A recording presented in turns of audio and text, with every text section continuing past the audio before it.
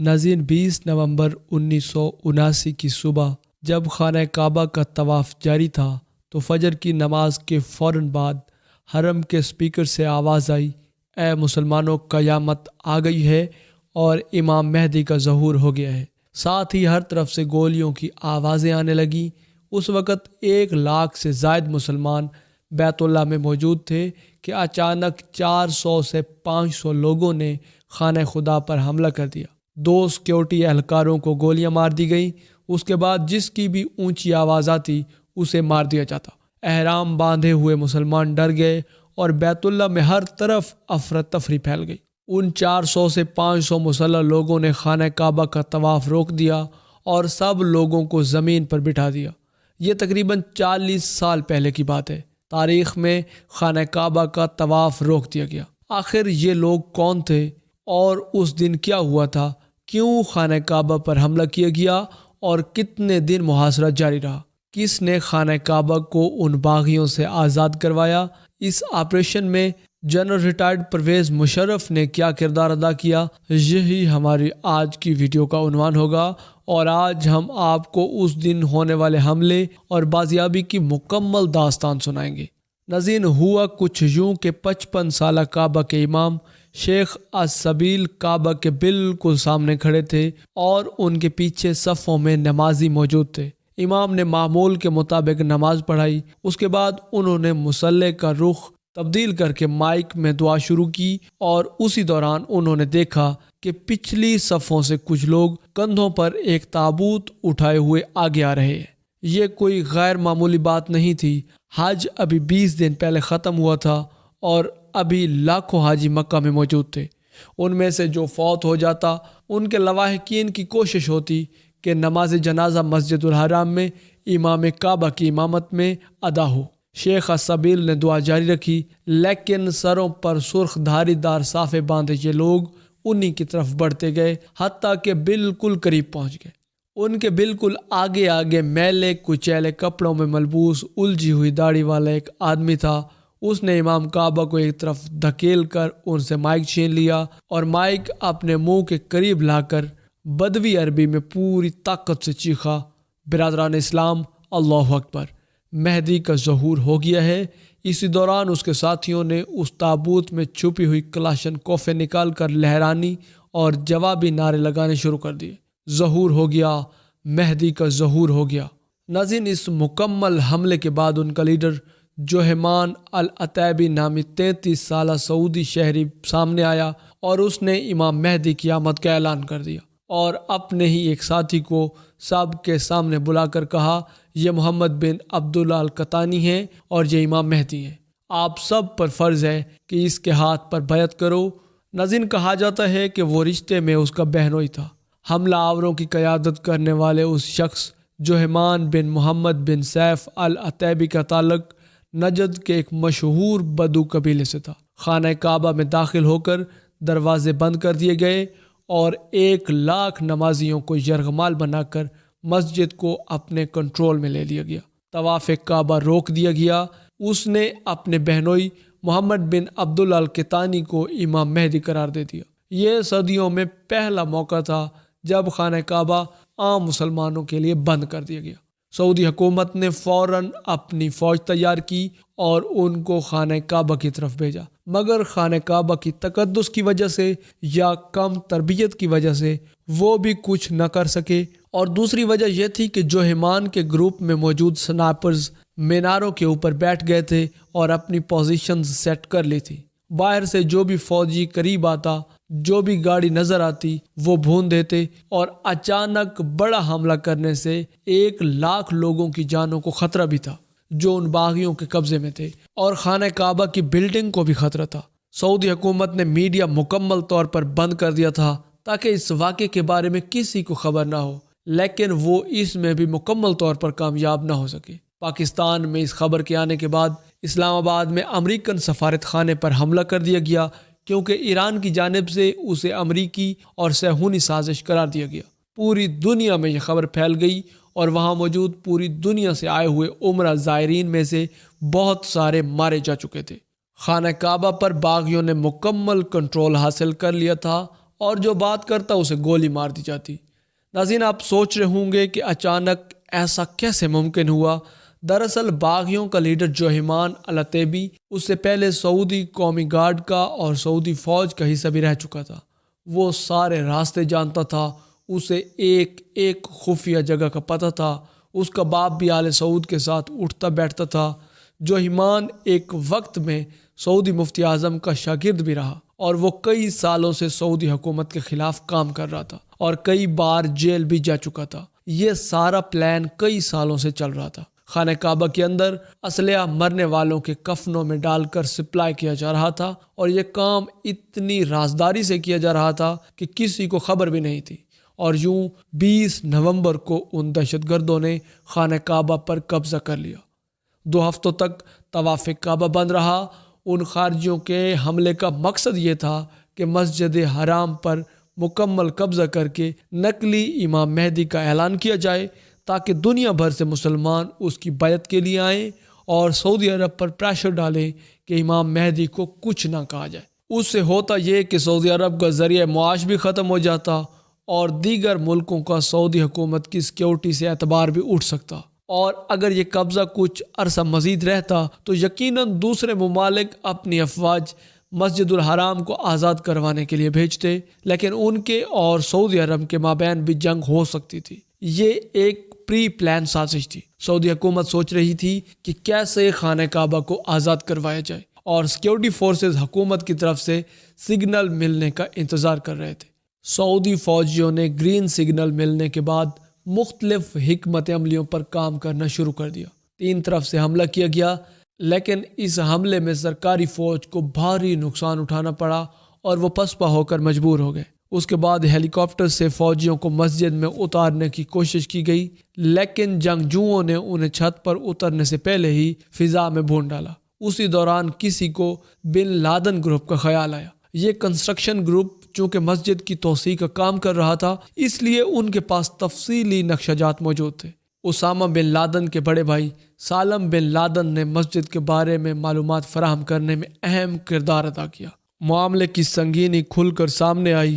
مسجد حرام کے اندر طویل راہداریوں، دالانوں، صحنوں، تہ خانوں اور سرنگوں کا جال بچھا ہوا تھا، اس لیے براہ راست کارروائی سے ہزاروں لوگوں کی جانوں کے نقصان کا اندیشہ تھا اور کامیابی پھر بھی مشکل دکھائی دیتی تھی۔ ادھر جوہیمان اور اس کے ساتھیوں کی جانب سے مسجد کے لاؤڈ سپیکر سے تقریروں کا سلسلہ جاری تھا۔ اب انہوں نے اپنے مطالبات بھی پیش کرنا شروع کر دیے تھے، جن کا لب لباب یہ تھا کہ مغربی ملکوں سے رابطے توڑ دیے جائیں، حکومت کا تختہ الٹ دیا جائے، امریکہ کو تیل کی فراہمی روک دی جائے اور تمام غیر ملکیوں کو سعودیہ سے نکال دیا جائے۔ سیکیورٹی فورسز کے اہلکار مسجد کی کچھ دیواروں میں سوراخ کر کے اندر گھس گئے اور بعض حصوں پر کنٹرول حاصل کر لیا گیا، لیکن حاجیوں کی بڑی تعداد اب بھی جنگجوؤں کے قبضے میں تھی۔ سعودی فوجیوں نے بھی کچھ باغیوں کو فائر مار کر ہلاک کر دیا تھا، مگر مکمل قبضہ ابھی بھی ان کے پاس تھا۔ مختلف دروازوں سے سعودی فوج داخل ہونے کی کوشش کر رہی تھی۔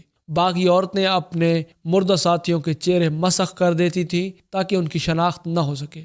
اسی دوران اچانک امام مہدی کا دعویٰ کرنے والے جھوٹے شخص کہتانی کے سر پر ایک فائر لگا اور وہ مارا گیا، اور اس کی لاش اسی حالت میں سیکیورٹی حکام کے قبضے میں آ گئی کہ چہرہ سلامت رہ گیا۔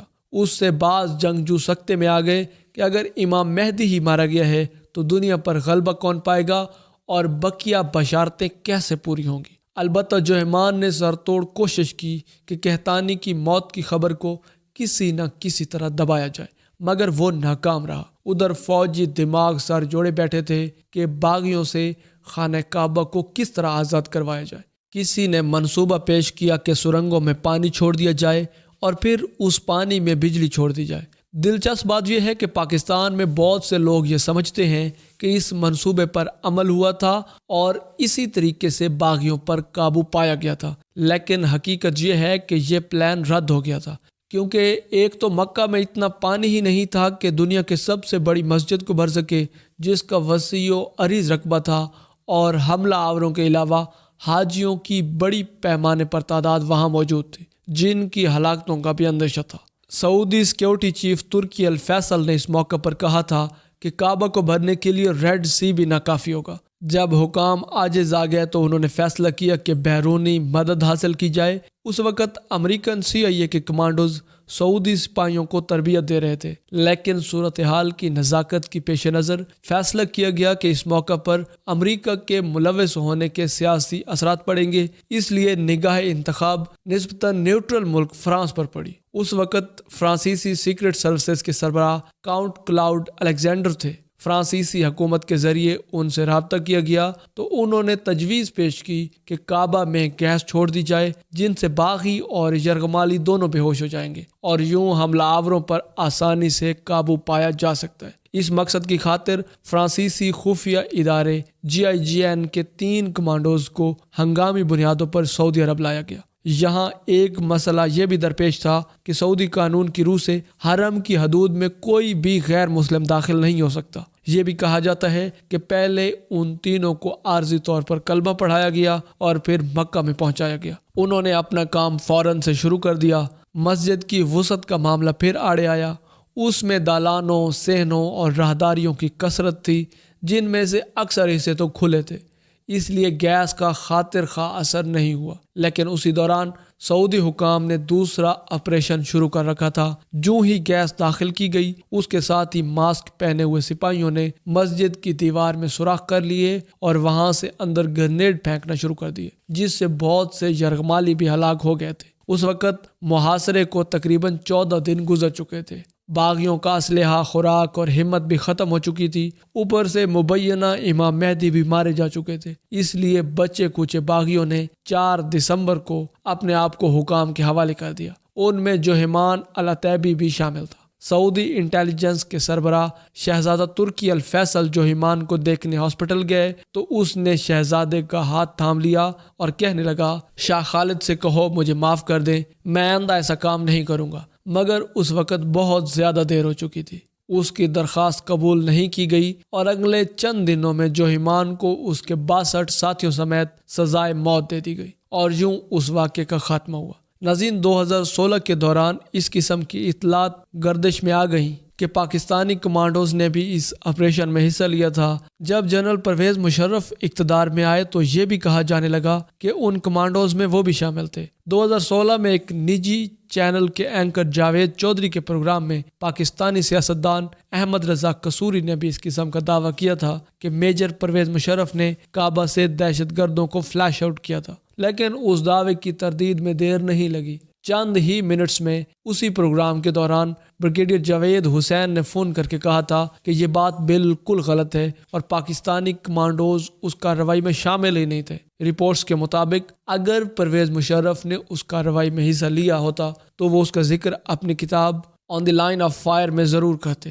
اس کتاب میں انہوں نے 1979 کے متفرق واقعات تو لکھے ہیں، لیکن کعبہ میں ہونے والے کسی آپریشن کا ذکر نہیں کیا، بلکہ ایک کتاب کے صفحہ نمبر 65 پر لکھتے ہیں کہ 1978 میں وہ لیفٹننٹ کرنل بن گئے تھے اور 1979 میں بطور میجر مشرف والی تھیوری تو یہی غلط ثابت ہو گئی۔ اسی صفحہ پر آگے چل کر وہ لکھتے ہیں کہ 1979 میں ان کی posting command and staff college میں بطور انسٹرکٹر ہو گئی تھی۔ ظاہر ہے کہ ایسی صورتحال میں ان کی بطور میجر کمانڈو مکہ میں تعیناتی خارج باعث ہو جاتی ہے۔ وہ 1979 کے واقعات کا ذکر کرتے ہوئے یہ تک بھی بتاتے ہیں کہ انہوں نے اپنے سٹاف کالج میں بغیر پرچی کے تقریر کرنے کا ہنر بھی سیکھ لیا تھا۔ کیسے انہوں نے 15 مختلف ممالک سے آئے ہوئے لوگوں کے ساتھ بڑا یادگار وقت گزارا۔ لیکن اگر مشرف نے کوئی ذکر نہیں کیا تو اس آپریشن کا پرویز مشرف اپنے سید ہونے پر بہت ناز کرتے تھے اور بصد فخر کہتے تھے کہ میرے لیے خانہ کعبہ کا دروازہ کھولا گیا تھا، لیکن یہ ان سے کبھی نہیں سنا کہ خانہ کعبہ کو آزاد کروانے کے لیے ان کا کردار تھا۔ یہ بھی کہا جاتا ہے کہ پاکستان کی طرف سے اس آپریشن میں حصہ لیا گیا تھا، مگر اس آپریشن کو میجر سید وقار کمانڈ کر رہے تھے۔ اس 2 ہفتے مسلسل جاری رہنے والے محاصرے کے بعد بالآخر مسجد حرام کو باغیوں سے چھڑا لیا گیا۔ کئی باغیوں کو ہلاک کر دیا گیا۔ جوہیمان العتیبی اور اس کے ساتھیوں کو 6 جرموں کے ارتکاب پر سعودی قاضیوں نے سزائے موت دی، اور وہ جرائم یہ تھی: مسجد حرام کا تقدس پامال کرنا، ناحق مسلمانوں کا قتل عام کرنا، حاکم وقت کی نافرمانی، مسجد حرام میں نماز کی ادائیگی کو روکنا، امام مہدی کا جھوٹا دعویٰ، معصوم مسلمانوں کو اپنے مقاصد کے حصول کے لیے استعمال کرنا۔ ناظرین، یہ تھی ہماری آج کی ویڈیو۔ اسی امید کے ساتھ اجازت دیجیے کہ آپ کو ہماری ویڈیو پسند آئی ہوگی۔ ملتے ہیں بہت جلد ایک نئی دلچسپ اور علم سے بھرپور ویڈیو میں، تب تک کے لیے اللہ نگہبان۔